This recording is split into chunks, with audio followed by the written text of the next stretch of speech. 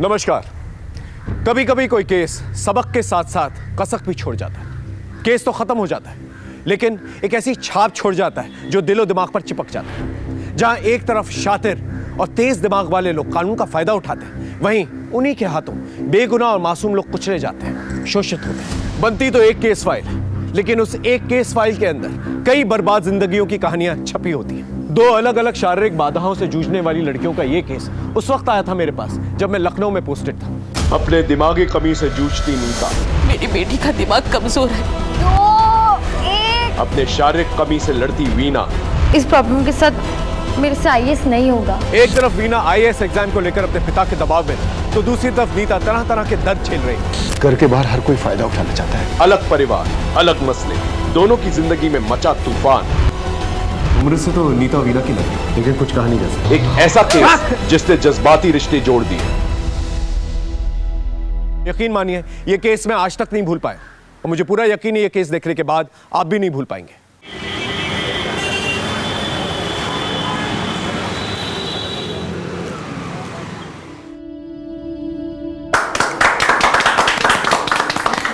बैठिए। तारा, सबका मुंह मीठा कराओ। हाँ। ये तो समझी जी, शादी की तारीख कब तक निकलेगी? देखते हैं पंडित जी से मिलके शादी की कौन सी तारीख निकलती है। वैसे भी हमारे मनोज को बहुत जल्दी शादी करनी है। मैं रखती हूँ ना मम्मी, मैं दूंगी। मम्मी नहीं, मैं दूंगी। नहीं मम्मी नहीं, मम्मी मैं दी। अच्छा ठीक है, संभल के लेके जा। हाँ नीता, हाँ मैं करती हूँ तुम्हारी। नहीं मैं रखती हूँ जीजी। नहीं मैं रखती हूँ ना जीजी, आप छोड़।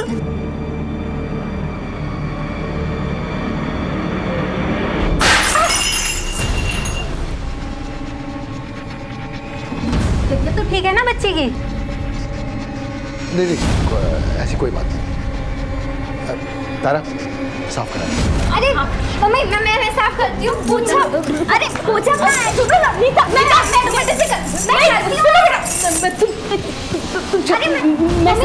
नहीं बेटा, मैं साफ करती हूँ। चलो।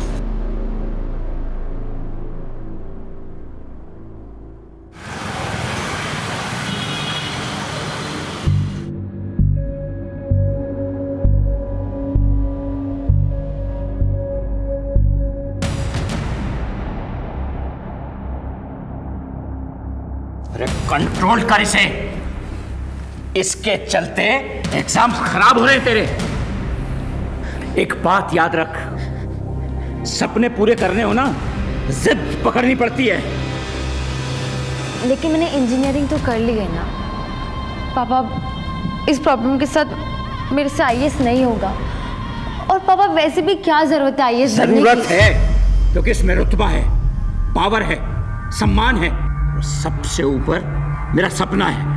कब आ रहे हैं तेरे मेंस के रिजल्ट्स? परसों।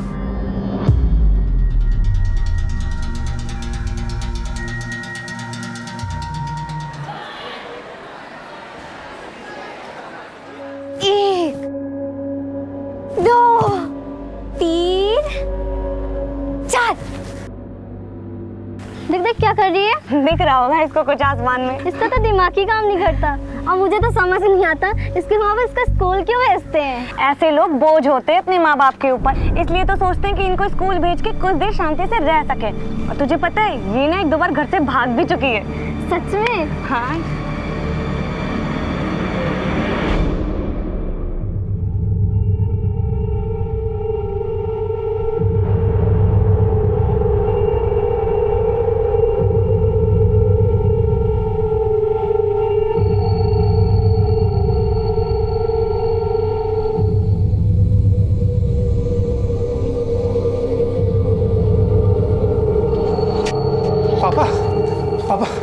पापा नीता वहां भी नहीं मिली। मार्केट में देखा? हर जगह देखा पापा। क्या नीता वहां भी नहीं पहुंची? पापा, हमने हर किसी को फोन कर लिया, नीता कहीं भी नहीं पहुंची है। चली गई होगी मेरी बच्ची। तूने उसे गली के चौराहे तक देखा? माँ, मैं हर जगह देख कर रहा हूँ, नीता कहीं भी नहीं है। तुम भी कमाल करती हो, चौराहे तक आएगी तो घर पे नहीं आएगी। अनिल, तुझे कितनी बार समझाया उसे स्कूल से अकेले मत आने दिया कर। पापा मैं गया था स्कूल, लेकिन नीता वहां पर भी नहीं। माँ आप क्यों परेशान हो रही हो? पिछले साल भी तो उसने यही किया था, 2 बार चली गई थी घर से। इस बार भी किसी बस में चढ़ गई होगी। आ जाएगी वापस वो। कैसे आ जाएगी वो? हाँ, कैसे आ जाएगी? माँ, उसके दिमाग की हालत ठीक नहीं है। वो सिर्फ दिखने में 18 साल की, लेकिन उसका दिमाग एकदम बच्चे जैसा है और उसे दुनिया की भी कोई समझ नहीं है।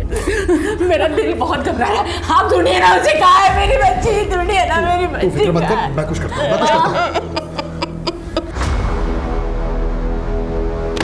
फिर से नाम नहीं आया, इसका मतलब तो यही हुआ ना कि तू फिर से फेल हो गई। पापा, मैंने पूरी तैयारी की थी। अरे क्या खाक तैयारी की थी? आखिरी अटेम्प्ट बचा है, ठीक से तैयारी करो, तुम्हें आईएएस बनना है बस। लेकिन पापा, इस हालत में मुझसे नहीं होगा पापा। पापा मेंस में बहुत लिखना पड़ता है, मुझसे सच में नहीं होगा। अरे सब दिमाग में है तेरे। अभी हिल रहा है हाथ, हिल रहा है अभी। इसका इलाज भी है मेरे पास।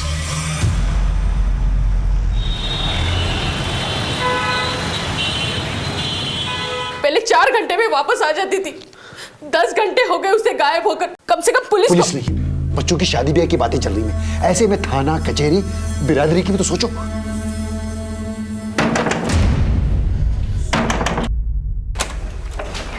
जी, ये आपकी बेटी अरे है? नीता कहाँ गई थी बेटा? कहाँ गई थी तुम? शुक्रिया, चाय पानी कुछ लेंगे आप? नहीं, आपकी बेटी को संभाल के रखिए आप। बहुत बहुत धन्यवाद आप लोगों का। तुम लेट जाओ, हम तुम्हारे लिए पानी लाते हैं और दवा भी ले आएंगे, तो तुम्हें दर्द नहीं होगा।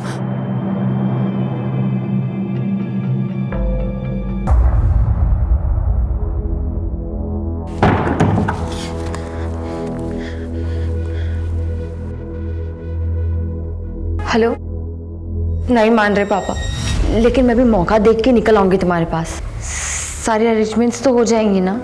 हाँ वीना, मैं तुम्हारे साथ हूँ। देखो वहां से ऐसे निकलना किसी को पता ना चले, फिर देखते हैं क्या करना है।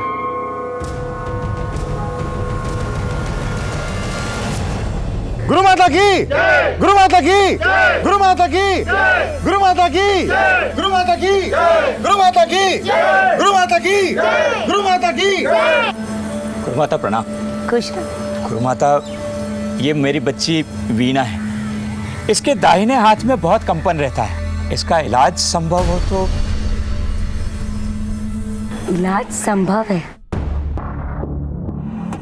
बस उसके लिए इस बच्ची को हमारे आश्रम में ही रुकना होगा। इन सब बच्चियों की तरह ये सब बच्चियां भी कोई ना कोई परेशानी लेकर आई थी। आज सब स्वस्थ हैं, सब खुश हैं।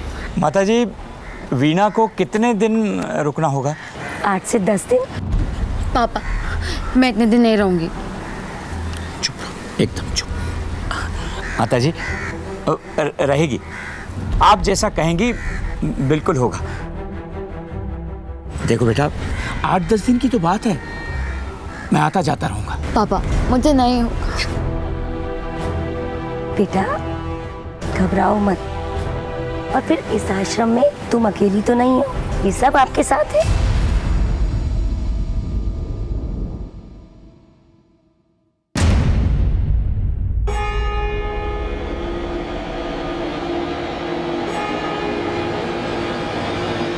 बस्ती के बाहर मिली थी कल रात को। सुना है कुछ हुआ है इसके साथ। हमें बचपन से सिखाया जाता है कि डिपेंडेंट लोगों का ख्याल रखें, चाहे वो बच्चे हों या बूढ़े। वक्त निकाल के थोड़ा सा समय बिताएं उनके साथ, लेकिन उन्हें कभी भी इस बात का एहसास ना होने दें कि वो किसी से कम है। एक तरफ वीणा आईएएस एग्जाम को लेकर अपने पिता के दबाव में थी, तो दूसरी तरफ नीता तरह तरह के दर्द झेल रही थी। उसके साथ होते शोषण से बेखबर थी और एक दिन अचानक से फिर से गायब हो गई। देर से ही सही, अब की बार उसके माँ बाप ने कानून का दरवाजा खटखटाया। लड़की को गायब हुए 6 दिन हो गए और अब आए आप लोग। सर, हम लोग ढूंढ रहे थे और हमें लगा कि वो लौट आएगी। 6 दिन बाद लगा आप लोगों को। कैसे माँ बाप हैं आप? सर, इससे पहले भी वो गई है, लेकिन लौट आई थी। इससे पहले मतलब? सर, मेरी बेटी का दिमाग कमजोर है, वो कहीं पे भी चली जाती है, रास्ता भटक जाती है। और पिछली बार तो वो पिछली बार 10 घंटों के बाद लौट आई थी। किसी पे शक है आप लोगों का? नहीं सर, देखिए आपकी लड़की 18 की है। तो ऐसा भी तो हो सकता है किसी लड़के के साथ कोई चक्कर चल रहा हो, आप दोनों को पता ही नहीं था, या फिर कोई उसके पीछे पड़ा हो। नहीं नहीं सर, मेरी बेटी ऐसा नहीं कर सकती। मैंने कहा ना आपसे, उसका दिमाग कमजोर है, वो सिर्फ स्कूल जाती है और कहीं नहीं। कोई फोटो वगैरह है आप लोगों के पास? हाँ सर। ठीक है, हम अपनी कार्रवाई शुरू करते हैं, आप लोग जा सकते हैं। ठीक है सर, थोड़ा जल्दी कीजिए सर। राज जी, ये फोटो सभी थानों में सर्कुलेट करो और मोहल्ले में स्कूल में पूछताछ करो। जी सर।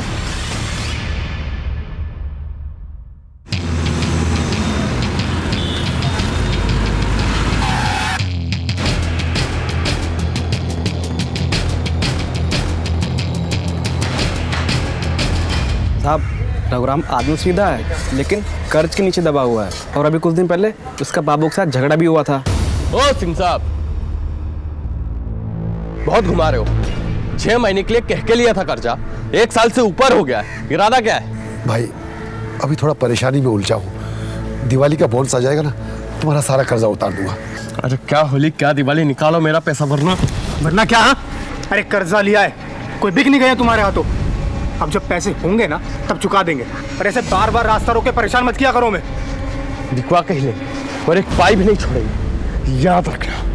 ये बाबू सीधा आदमी नहीं है साहब, अक्सर किसी से वो लग जाता है, पैसा तो बहुत कमाता है लेकिन सारा पैसा लड़कियों पे उड़ा देता है। और साहब वो बबलू विकास तो मौका ढूंढते रहते थे। अबे स्कूल में क्या लड़की दिखी यार, उसका पीछा किया, नंबर भी दे गए, उससे कुछ हो पाएगा?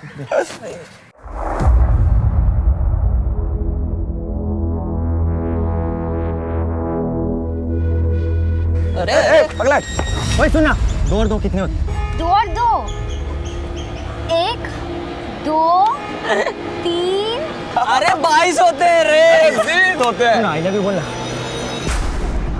गंदी बात है, हम नहीं बोलते।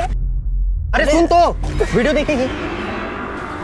देखना ये देख, देखना। अरे देखना, गंदी फोटो मैंने देखनी है। अरे देखना, छोड़ो मुझे, मैं जीजी को बुला दूंगी। अरे बुलाना जीजी को, हम भी देख लेंगे। जीजी। ऊपर से सुनने में आया था कि कुछ दिन पहले उस लड़की नीता के साथ रेप भी हुआ था।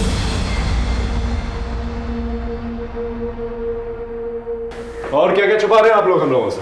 नहीं सर, हम कुछ भी नहीं छुपा रहे हैं, सब कुछ तो बता दिया हमने आपको। देखिए झूठ मत बोलिए, हमें इन्फॉर्मेशन मिली है कि पिछले हफ्ते आपकी बेटी के साथ जबरदस्ती की गई।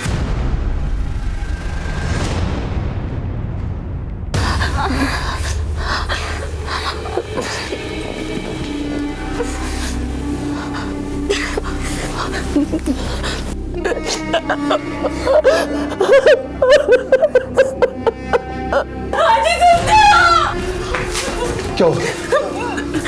किसी ने इसकी इज्जत लूटी है। पापा मैं कहता हूँ पुलिस कंप्लेंट करते हैं। पापा क्या पकते हो, बात पहले की ना तो शादी टूट जाएगी। ऐसे तो लोग उसे सोच लेंगे, कम से कम इलाज तो करवाइए, क्या पूरी जिंदगी वो ऐसे ही रहेगी? अरे तुम तो जानती हो नौकरी के अलावा कितने छोटे मोटे काम करता हूँ मैं, कितने कर्जे लिए, कितने इलाज नहीं करवाए उसके लिए। लेकिन फायदा क्या हुआ? आपकी बेटी के साथ दुष्कर्म हुआ है, FIR दर्ज करवाया था कहीं पर? नहीं सर, नहीं कराया। कमाल के माँ बाप हैं आप। ये बाबू कौन है, क्या चक्कर है आप लोगों के साथ? सर हम एक क्लर्क हैं और क्लर्क की तनख्वाह पे बच्चों की पढ़ाई, घर का खर्चा पूरा नहीं होता, इसलिए हमने बाबू से ब्याज पे कर्जा लिया था। जैसे तैसे करके हमने अपनी बेटी की शादी पक्की की, बस घर की इज्जत के लिए हम चुप रहे सर। समाज क्या कहेगा, शादी टूट जाएगी, इन्हीं चीजों की फिक्र थी ना आप लोगों को? कभी अपनी बेटी का इलाज करवाया, उसकी मानसिक स्थिति जानने की कोशिश की? सर हर जगह उसका इलाज करवाया, हर हॉस्पिटल में लेके गए, लेकिन कोई फायदा नहीं हुआ सर। मायूसी हर जगह हाथ लगी। ये विकास, बबलू और सुमित, इनके बारे में क्या जानते हैं आप लोग? घर के बाहर हर कोई फायदा उठाना चाहता है, अब किसके बारे में क्या बताएं सर, कुछ नहीं जानते सर। ठीक है, हम लोग पता कर लेंगे, आप लोग जा सकते हैं।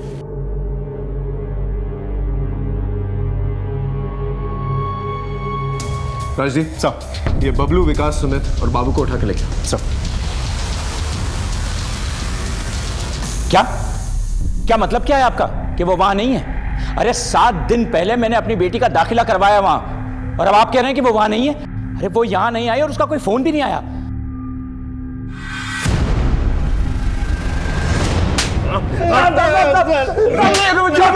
चुप! लड़कियों की मासूमियत का फायदा उठाता है, उन्हें छेड़ता है। हाँ? बोल बोल, नीता का है, बोल। हाँ? सर हम उसे मजे लेने के लिए परेशान करते थे सर, हमने कुछ नहीं किया सर। कुछ नहीं किया? नहीं सर, हमने कुछ नहीं किया। अच्छी तरह से खातिरदारी करो इन लोगों। देख, तेरा रिकॉर्ड बहुत खराब है बाबू, सच सच बता। बाप को कर्ज देता है, बाद में बेटी से वसूलता है। सीधे सीधे बता दे, नीता का है, बोल। मैं मानता हूँ कि मेरा झगड़ा हुआ था रघुराम जी से। वो थे कि मेरा पैसा लौटाने का नाम ही नहीं ले रहे थे साहब। अब पैसा अटक गया था, मेरा घर परिवार कैसे चलता साहब? घर या याशी का अड्डा, तेरा पूरा कच्चा चिट्ठा है हमारे पास, समझ में आया? सच बोल। साहब मैं मानता हूँ कि मेरा उससे झगड़ा हुआ था, लेकिन इन सब में मेरा लेना देना नहीं है साहब। मैं सच बोल रहा हूँ साहब। सर मैंने खुद एडमिशन करवाया था अपनी बेटी का। अब वो कह रहे हैं कि बिना बताए वो वहां से कहीं चली गई है। सर मैंने तो उसका मोबाइल भी अपने घर पे रख लिया था सर। आश्रम का नाम क्या बताया आपने? तत्व आश्रम बसंतपुर।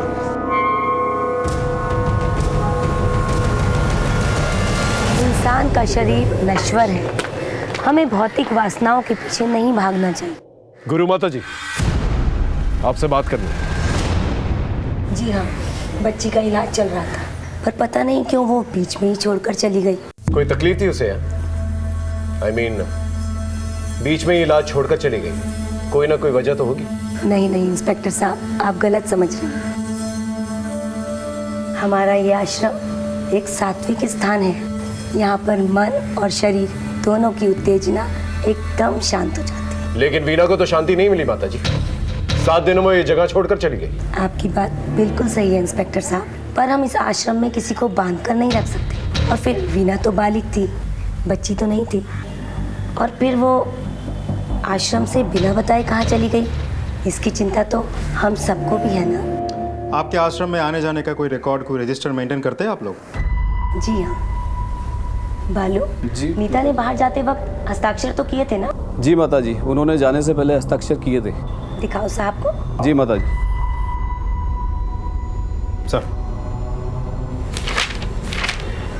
सर अंदर तो कोई नहीं है। ठीक है, हम चलते हैं।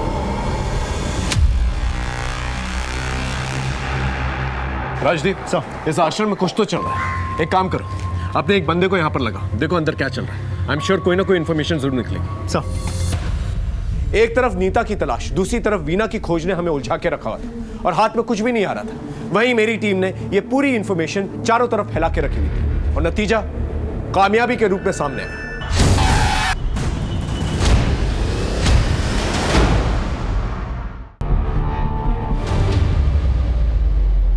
हाँ सर, यही नीता है। 5 दिनों से तो यही थी, पता नहीं कहाँ चली गई। चली गई मतलब किधर चली गई? मालूम नहीं सर, भटक रही थी इधर उधर। कुछ मानसिक प्रॉब्लम था उसे, ज़्यादा किसी से बात भी नहीं करती थी। मेडिकल जांच भी हुआ था उसका, उससे पता चला था कि उसका यौन शोषण हुआ है। हमने यहाँ पे इलाज शुरू कर दिया था। नीता, उसके साथ कोई हादसा हुआ था, जब देखो तब गुमसुम खामोश। फिर हमने उसे अपने थेरेपी सेशन में डाल दिया। तो आज का विषय है वाटर सेविंग, यानी कि पानी की बचत। और आज का लेक्चर सरिता मैडम बताएंगी। वाटर सेविंग ना, ये क्या है? कहाँ बेटा? इधर इधर बालों के बीच में। ओ ये तो सिंदूर है। सिंदूर हमें भी लगाना है। सिंदूर वो लोग लगाते हैं जिनकी शादी हो जाती है। हाँ, हमारी भी हुई है ना शादी। कब? किससे?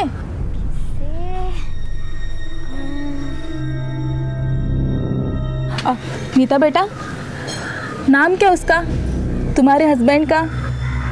हस्बैंड? हाँ, हस्बैंड। हस्बैंड। फिर हमने सच्चाई जानने के लिए एक ड्रामा रचा। आज हम सब एक गेम खेलते हैं। इस गेम में बारी बारी करके सब लोग अपने पति का नाम लेंगे। तो शुरुआत करते हैं निशा से। विनोद। अशोक। दीपक। मेरे पति का नाम राजेश।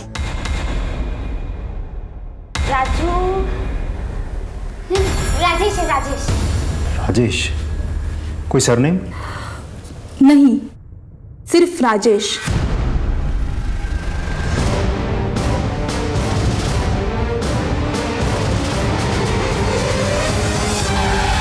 नहीं सर, हमारी बेटी की शादी नहीं हुई है। तो फिर राजेश कौन है? राजेश? नहीं सर, हम किसी राजेश को नहीं जानते। नीता का कोई दोस्त वगैरह स्कूल में, आस पड़ोस में? नहीं सर, नीता का कोई दोस्त नहीं था, ना कोई उससे बात करता था, ना वो किसी से कोई बात करती थी। मेरी बेटी को सब बात घूरते थे। मर्द आपकी बेटी को घूरते थे ये आपको पता था, लेकिन उसे अकेले में नहीं छोड़ना चाहिए था। इस बारे में कभी नहीं सोचा था आप लोगों ने? खैर, गणेश आसपास पूछताछ करके देखो, राजेश नाम का कोई आदमी है क्या?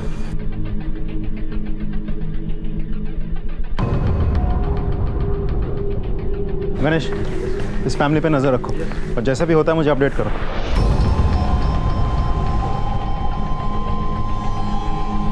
इधर आओ बेटा। क्या तुम कुछ जानते हो, कुछ कहना चाहते हो? हाँ सर, नीता मेरी दोस्त है, उसने मुझे बताया था। मुझे ना मंगलसूत्र चाहिए। मंगलसूत्र? अरे वो जो टीवी में पहनते हैं ना मम्मी लोग गले में, वो टीवी में की थी ना उसने शादी, मुझे वैसी शादी करनी है। तेरे पास है क्या मंगलसूत्र? हमें ना उसने बोला है कि शादी करने के लिए मंगलसूत्र चाहिए। ए, तू लेके आएगा क्या मंगलसूत्र? बोल ना रोहित, तू कुछ करना प्लीज। मंगलसूत्र? मतलब नीता को शादी के लिए कोई उकसा रहा था और उसे घर से भगाने में कामयाब भी हो गया था, फिर बाद में उसका इस्तेमाल किया होगा और सड़क पर छोड़ दिया होगा। एक काम करो, सभी थानों को अलर्ट करो। नीता जैसी लड़की का कोई भी फायदा उठा सकता है, उसे जल्द से जल्द ढूंढना होगा। और एक काम करो, मोहल्ले में आने जाने वाले रास्तों पे पूछताछ करो। आप एक्सक्यूज मी। हाँ बोलो। अच्छा ठीक। पता नहीं वो एक बात बार बार कहती थी कि किसी आश्रम में उसका इलाज हो रहा है, तत्व आश्रम। तत्व आश्रम? उधर कोई वीना नाम की लड़की उसके रूम में उसके साथ रहती थी।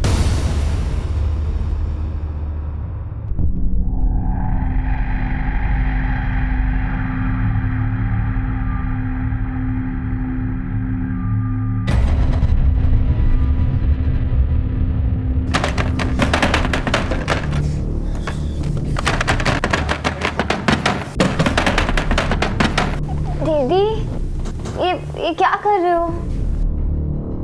वो ना मुझे ना गर्मी हो रही है इसलिए। तू सो जा। नहीं नहीं, आप भी आ जाओ, मुझे नींद नहीं आ रही है। अरे तू आंखें बंद कर, तुझे नींद आ जाएगी। आ जा।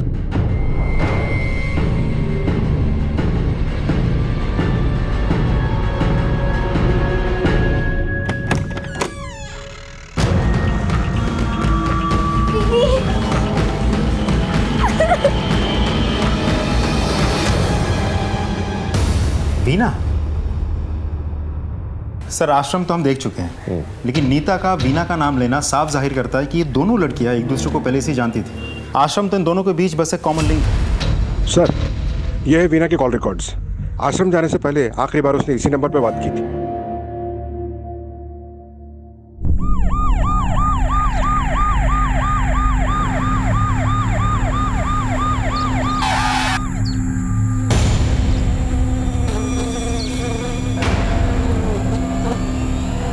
आसपास चेक कर।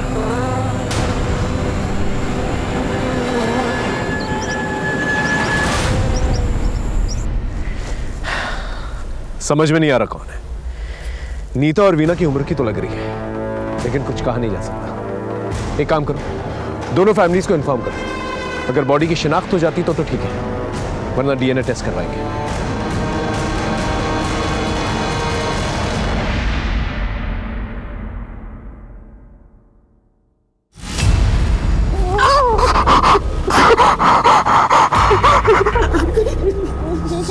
ये मेरी बेटी नीता नहीं है, नहीं है मेरी बेटी।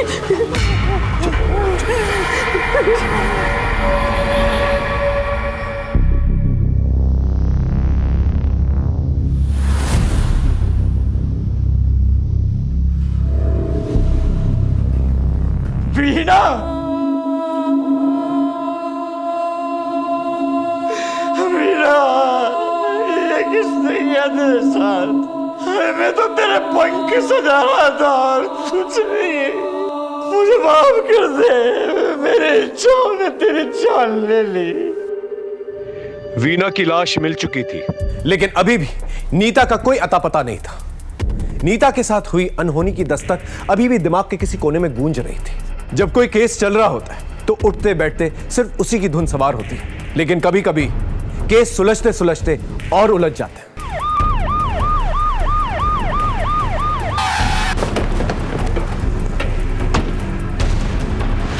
हटिए।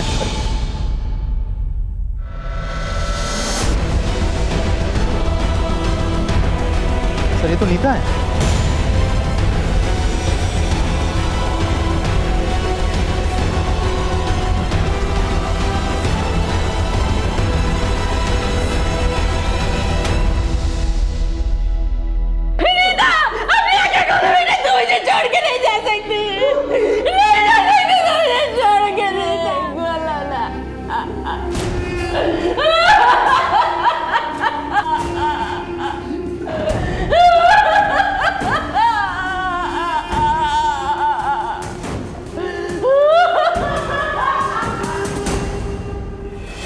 ये अकेली इतनी दूर तो गई नहीं होगी कूपर। इसे कोई लेकर गया होगा और फिर बाद में मार दिया होगा। इसकी पोस्टमार्टम रिपोर्ट मंगवा और सभी नाकों को अलर्ट करो। मुरादाबाद पुलिस से कोऑर्डिनेट करो। ये राजेश मुझे जल्द से जल्द चाहिए।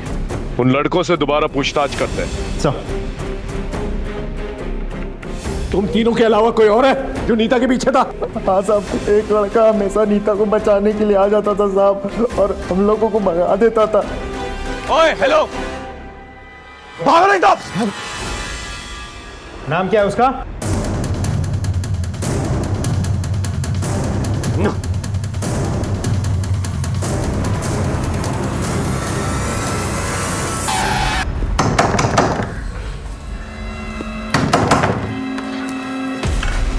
तो राजेश है?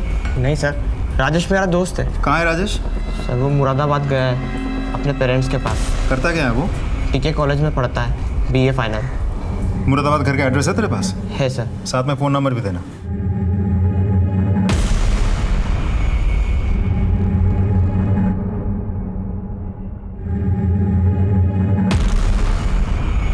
Thank you.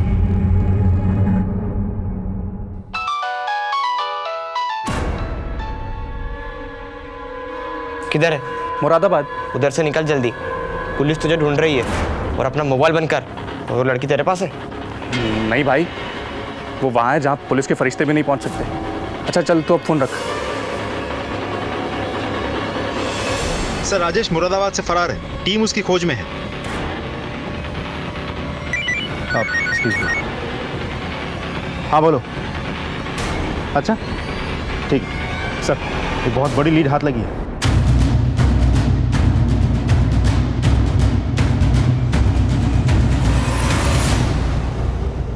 तो ये रहा वो कमरा जहाँ गुरु माता के पति लड़कियों का यौन शोषण करता था।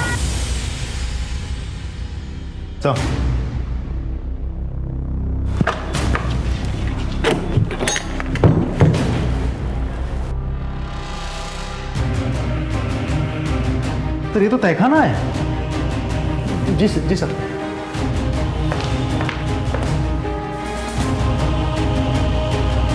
और सर ये भी पता लगा कि नीता और मीना का शोषण भी यही किया गया था।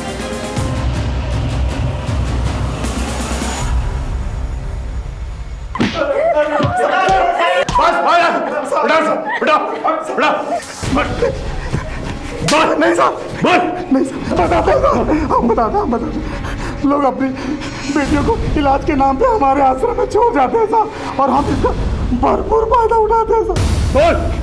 सर एक दिन वीणा ने बेहोशी का दवा नहीं पिया और उसने बेहोश होने का नाटक किया सर, और जब मैंने उसको बिस्तर पे लिटाया तो उसने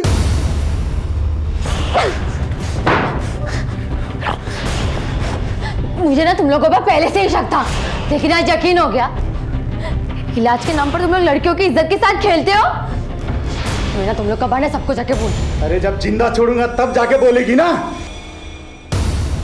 सर वीणा की लाश को कोई पहचान ना सके, इसके लिए हमने उसका चेहरा बिगाड़ दिया और जंगल में फेंक दिया सर। और नीता के साथ भी ऐसा ही किया? नहीं सर, हमने नीता के साथ कुछ भी नहीं किया। उसका बाप उसे लेने आया तो हमने उसे जाने दिया साहब, और ये सोचकर कि वो किसी को कुछ नहीं बताएगी, और अगर बोलेगी भी तो कोई उसका विश्वास नहीं करेगा साहब, क्योंकि उसके साथ ऐसा पहले भी हुआ था साहब। ये उसी के बाप ने हमें बताया था साहब। लोग अपने अरमान, अपने सपने लेकर तेरे पास आते हैं, हाँ? अपनी पूंजी लुटा देते हैं, और तुम लोग इस तरह से विश्वासघात करते हो। फांसी हो जानी चाहिए तुम जैसे लोगों को। नीता की लाश मिल चुकी थी और हमारी टीम दिन रात करके राजेश को ढूंढने में लगी हुई थी। हाँ साहब, ये लड़का और लड़की यहाँ आए थे। कब गए यहाँ से? 3 दिन रुके, फिर यहाँ से निकल गए। पक्का याद है तुम्हें? हाँ साहब, बिल्कुल पक्का। आप सीसीटीवी देख सकते हैं।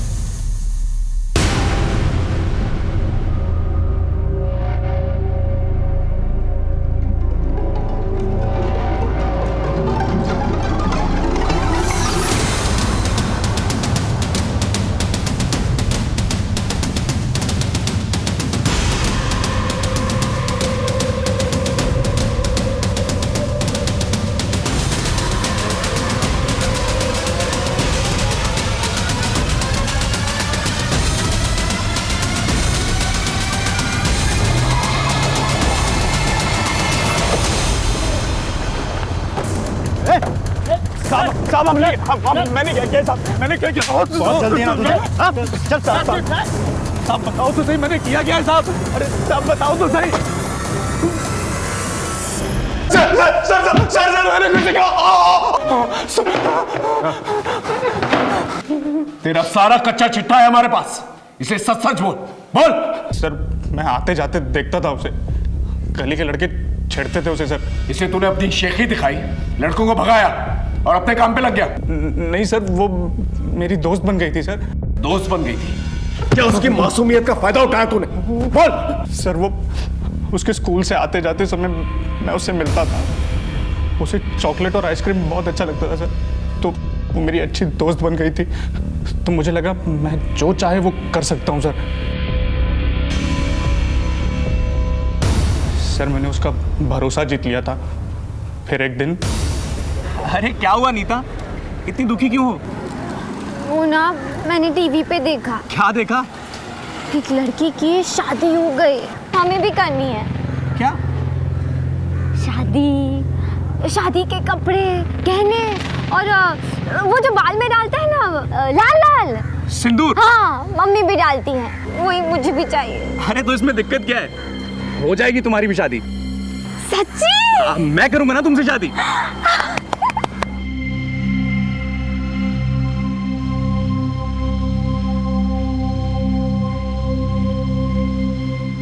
नीता। राजेश! नीता तूने शादी के लिए बोला था ना?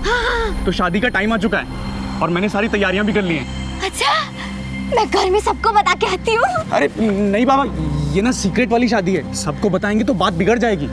हाँ, तो फिर क्या करेंगे? तो फिर क्या, तू चल मेरे साथ। हाँ, तू चल मेरे साथ। चल चल चल, चल। मैं उसे भगा के उस होटल में ले गया था सर। आओ।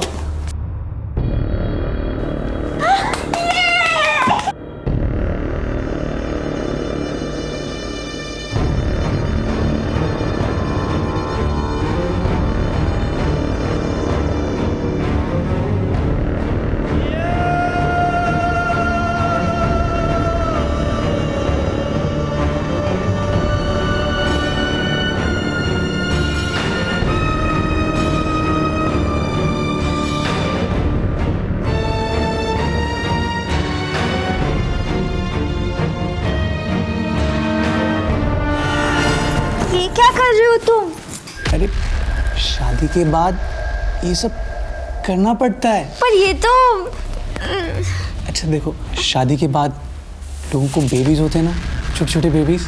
हाँ तो तुम्हें भी बेबी चाहिए ना? हाँ। तो बेबी के लिए हमें करना पड़ेगा ना। कब आएगा बेबी? बेबी 1-2 हफ्ते में आ जाएगा। ठीक है चल।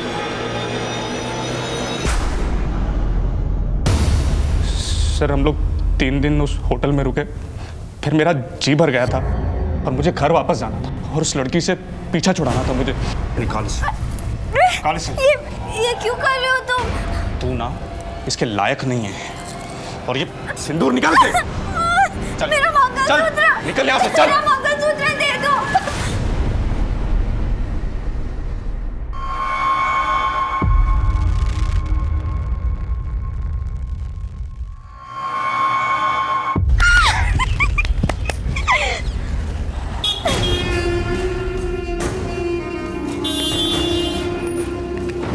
राजेश! राजेश! राजेश! ये कहानी किसको सुना रहा है बे? नीता की लाश मिली है। बोल। सर मैंने आपसे जो कुछ कहा सच कहा सर। मैंने उसे मारा नहीं है। मैंने तो उसे वहाँ मार्केट में छोड़ दिया था सर। मैंने उसे मारा नहीं सर, सच बोल रहा सर। मर्डर नहीं किया, लेकिन रेप तो किया ना उसका तूने, वो भी दिमाग से लाचार लड़की का। और सारी उम्र जेल में सड़ लो।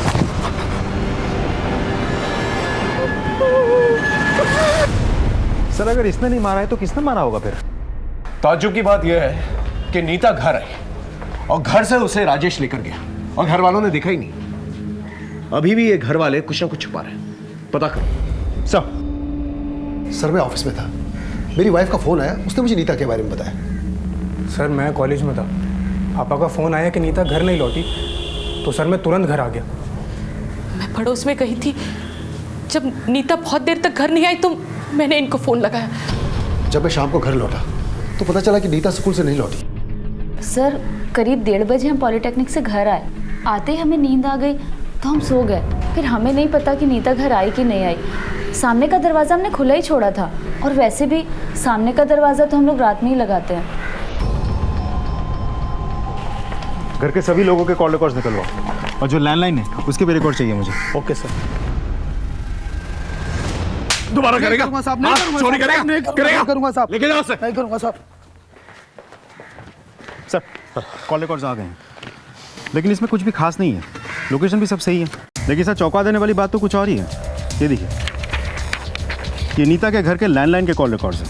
आज से करीब 2 हफ्ते पहले एक नंबर से यहाँ कई बार फ़ोन आए थे। ये उसी एनजीओ का नंबर है जहाँ नीता रह रही थी। और अभी 4 दिन पहले फिर से दोपहर को फ़ोन आया और 2 मिनट बात हुई। सर इससे ये तो क्लियर हो जाता है कि घर वालों में से किसी को तो ये बात पता थी कि नीता एनजीओ में रह रही थी। 4 दिन पहले, यानी उसी दौरान जब नीता का मर्डर हुआ। हो ना हो, कातिल कोई घर का ही है। ये नंबर तो यहाँ का ही है। हमारे स्टाफ में से किसी ने नहीं किया, क्योंकि किसी के पास नंबर ही नहीं है। हो सकता है शायद नीता ने किया होगा।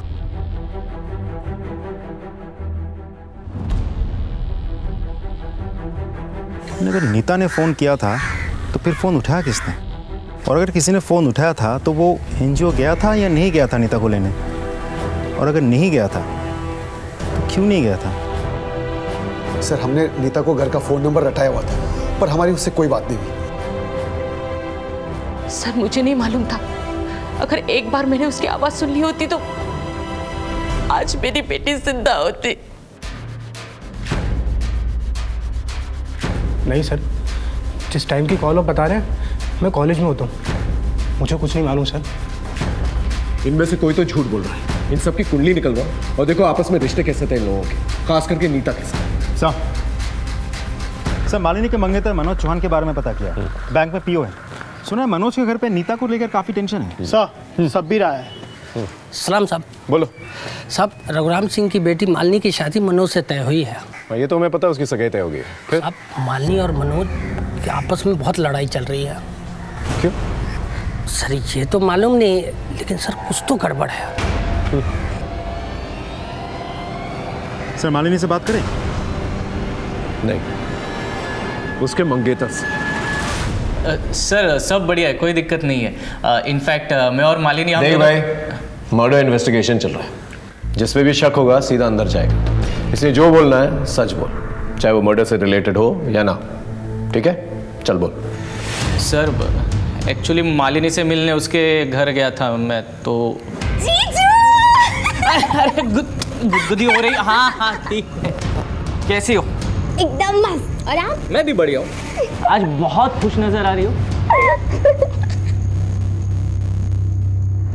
सर मालिनी को गलतफहमी हो गई थी कि मेरे और नीता के बीच गलत संबंध है, लेकिन सर ऐसे कुछ भी नहीं था। मालिनी ने मुझसे सगाई तोड़ने तक की धमकी दे दी थी। बुलाओ सर।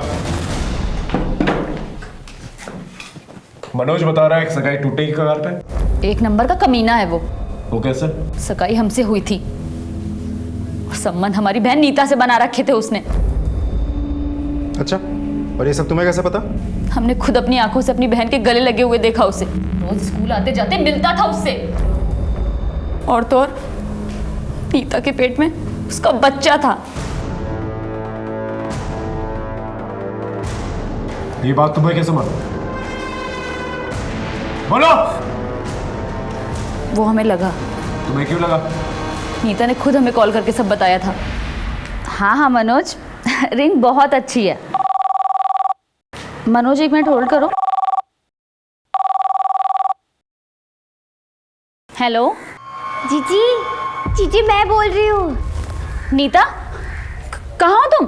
जीजी आपको मालूम है मेरी ना शादी हो गई है और मेरे पेट में एक बेबी है। शादी? बच्चा? क्या बकवास कर रही हो? किससे हुई शादी?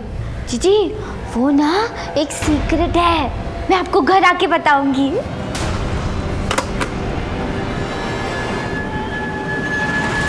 हमें लगा ये सब मनोज ने किया है, पर मनोज से ज्यादा हमें अपनी बहन नीता से नफरत होने लगी थी। इसीलिए हम घर से निकले और रास्ते में हमें नीता मिल गई। हम उसे बहला फुसला के एक सुनसान जगह ले गए।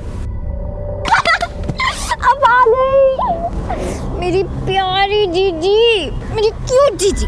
बस बस, अब घर चलें? चलो। ऑटो से जाएंगे ना? नहीं, हम पैदल जाएंगे। दीदी ये शॉर्टकट है क्या? हाँ, ये शॉर्टकट है। बस देखो थोड़ा सा और आगे जाएंगे, आ गया।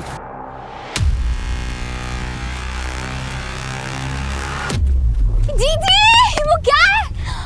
कितना बड़ा है जीजी।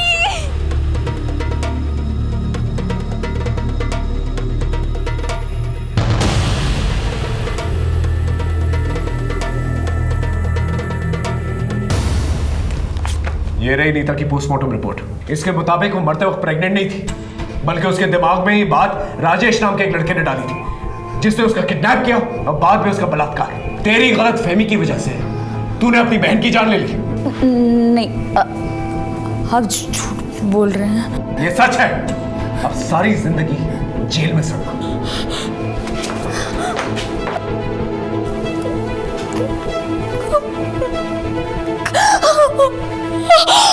वीना का इलाज अस्पताल में करवाने के बजाय उसके पिता उसे एक ढोंगी बाबा के पास ले गए, जहां पर इलाज के नाम पर उसके साथ शोषण होता रहा। गौर करने वाली बात यह है कि इन बाबाओं के चक्कर में केवल मानसिक रूप से पीड़ित लोग ही नहीं जाते, बल्कि वीना जैसी पढ़ी लिखी लड़की और उनके परिवार वाले भी फंस जाते हैं। ये बात अपने आप में एक बहुत बड़ी दस्तक है। अपनी मेहनत और अपनी काबिलियत के दम पर कामयाबी पाने के बजाय इंसान चमत्कारी शॉर्टकट ढूंढने लगता है। उन्हें लगता है एक जादू की छड़ी घूमेगी और रातों रात उन्हें कामयाब करके चली जाएगी, लेकिन होता बिल्कुल उल्टा है। उन्हें तबाह करके चली जाती है। फिर मिलेंगे एक नए केस के साथ। तब तक देखते रहिए क्राइम पेट्रोल दस्तक।